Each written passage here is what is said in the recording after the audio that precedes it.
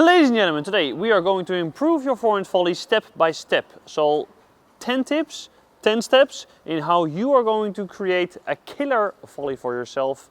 So this is for people that already have a good volley but want an even better volley. And the forehand volley is one of the most important shots to win points in padel. So improving your forehand volley might be one of the most important things to keep the pressure on. So today, killer volley.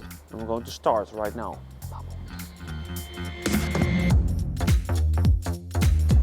Oké. Ah, lekker boelie! And we have sales on justpadel.com. I like it. You like it? Good match. Step number 1 to create a killer forehand volley is no rushing. So sometimes you're going from backwards to forwards, or from bandeja to forehand volley, or from another forehand volley to another forehand volley. And you have to remember that you should not rush, because if you are rushing, it might be that every tip that I'm going to give you today will not work because you don't have a basic relaxed motion on the court. So you have to be active, but also not rushing. Fast feet, slow hands. Also, when you're going to the net or when you're standing at the net, you need to know that your racket preparation is different from back to forwards. So if I'm ready at the back, I should be ready with my racket lower. When we're going to the net, my racket is higher because the ball probably comes around here.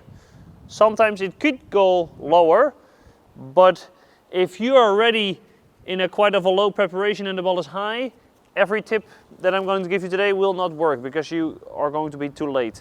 So if you are ready, be in front, and also don't be too far, because if your racket is very far forwards, I don't have any time to make a backswing. So it's going to take forever. So you should be close and medium high to be ready for everything, but especially for today for the forehand volley. So to create this motion relaxed, I'm not rushing, I'm moving, ready with the racket. So the racket is not moving. You should not have a hot racket when moving, so when I'm going to the net, I should not do this because I will be too late. So I just played, maybe I just played a serve. I played a serve, hey, ta-ta-ta-ta, and I'm ready. Then everything else becomes way easier. This is fundamental.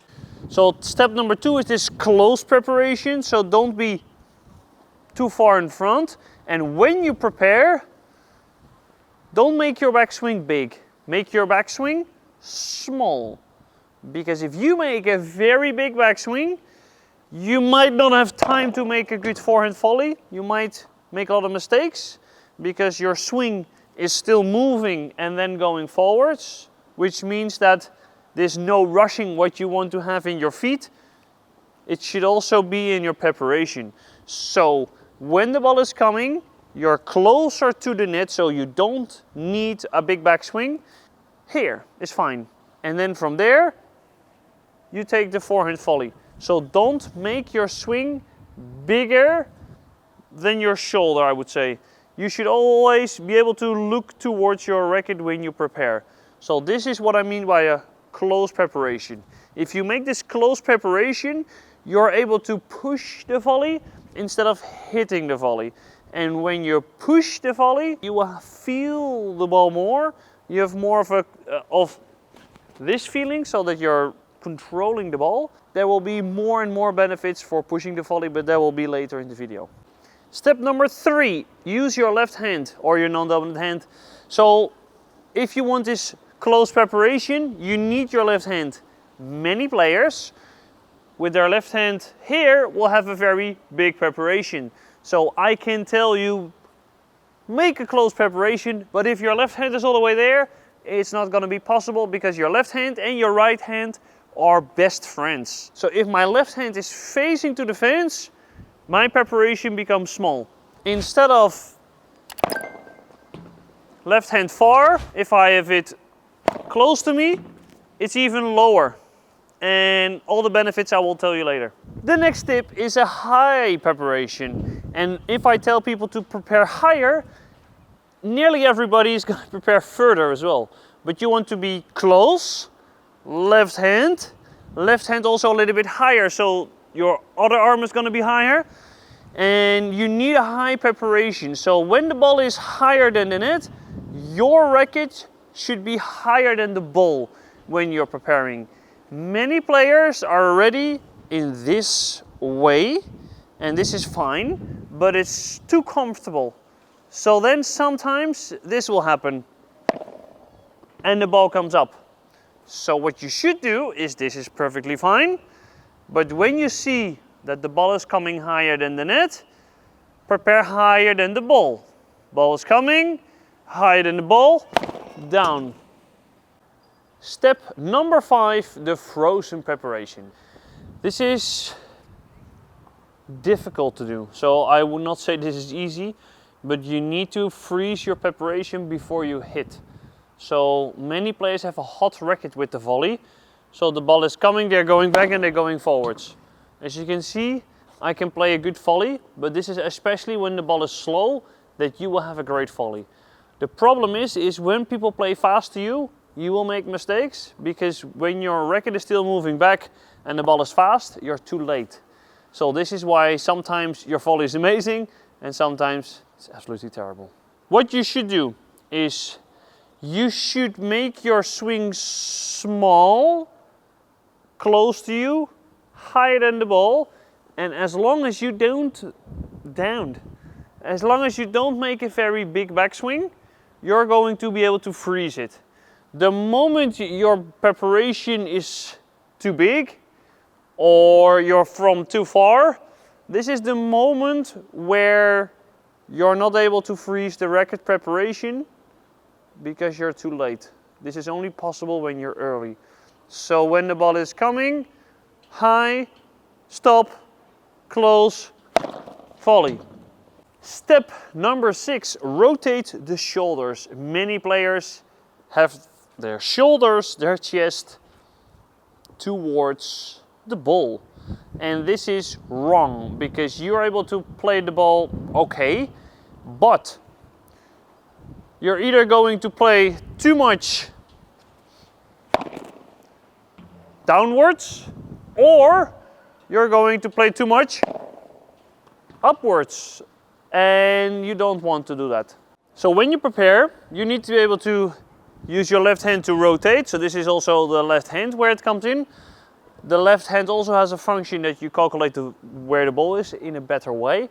So the ball is coming, left hand, and also maybe the hip, to rotate the hip. So when the ball is coming, I want to do this. So my hip and my shoulders are rotated towards the camera. So if I want to play to the camera, I want to avoid this or this. You're able to play the ball in without any mistake, but it's not good enough. So you need to be able to, even though it's a block, rotate and volley. And if it's even better, you can rotate and step into the ball. Rotate, left hand, and your volley will be way, way better. Step number 7 is open the face of the racket. So when you want to have a good forehand volley, you want to play it with slice. Many players try to slice, but they're using their wrist to slice. And this is a little bit tricky because it's very difficult to do and it's very difficult to time. So what I would recommend is to prepare with your racket open. So my racket is aiming a little bit to the sky, and from there, if I do high and low, I'm able to play the ball with slice. If my racket face is closed or straight, some people even have it like this, but if it's like perfectly vertical, then sometimes I have to use my wrist to slice. This is difficult. So open, high, low, down, no mas.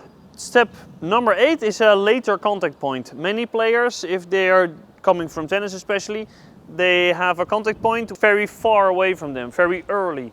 This is fine if you play flat volleys or you play towards the corner, but that's not really the case in paddle, because in paddle you don't want to hit the volley, you want to hit the ball more next to you. so you can push the volley. So instead of there, you want to be next to you, and in this way the ball will be way lower and more difficult to defend. If you have an early contact point, your volley probably looks like this. If you have a later contact point, your volley probably looks like this, with a way lower bounce. If I play on the right side and I play to the corner, I hit the ball earlier, so then you hit a little bit in front. If I hit the ball straight, I will hit the ball later. So the contact point is also something that you have to work on to learn to hit the ball later and to learn to hit the ball earlier, because it will help to change the direction of the ball and also to keep the ball lower. So never hit it so far in front, but slightly later. Wait for the ball. Step number 9 is slice down. Many people slice up. So what is slice? Slice is that the ball is going and spinning backwards. If you play with slice, the ball will probably be lower. So slice helps to bring the ball down. But if you slice the ball, so this is the slice movement, if you slice the ball up, it's not so difficult anymore, because the ball will slow down and it bounces up against the glass. So many players go from high, low, high.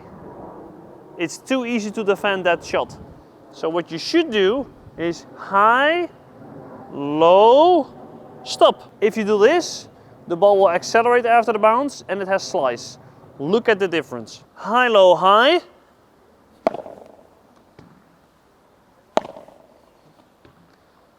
High, low, stop.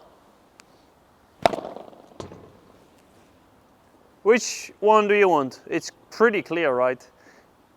But what if the contact point is lower than it? So if my contact point is lower than the net, this is especially where people try to slice the ball up, but that's too easy to defend. Then you just want to play short and soft. That's it. So this is a completely different volley, and we have a completely different video for that. The last step is a long follow through. Not too long, but a long follow through, especially because we're all coming from tennis, or a lot of us. The follow through of the forehand volley tennis is that, and you stop. Maybe a little bit longer sometimes, but mostly it's shorter because it's more of a flat motion. So what you want to do is being turned in, so I'm rotated, left shoulder is facing to the back wall. When I'm playing the ball high, left hand, forwards, forwards, forwards, forwards, forwards, forwards, forwards, until my racket is facing to the back wall of my opponent. Some people have a follow through that's too big. So if I put people against the fence, for instance, and their backswing is, instead of going forwards, but is going sideways, they hit the fence. And then they immediately know, my racket is broken, I have to buy a new one from justpadel.com. No, they know that it's too far. So for those people, back against the fence, racket prepared, and stop. And stop. And stop. You can train this by yourself. It's a very good method. And what you want to do is you follow through, you follow through, you follow through, and you stop. Your racket should end lower than the net and all the way in front. If you have this, you have a killer forehand volley, and you need to practice as much rallies as possible to improve your forehand volley. I'm gonna make more top 10 lists and also more step-by-step lists. So if you want to say, Sven, make a video about step-by-step backhand volley, step-by-step kick smash, whatever, I'm going to do it. So just say the word in the comments. I respond to every comment, guys, so do that. And also very close to 50,000 subscribers, so please subscribe, and I'll see you in the next Monday episode. Hasta luego, ciao, adios.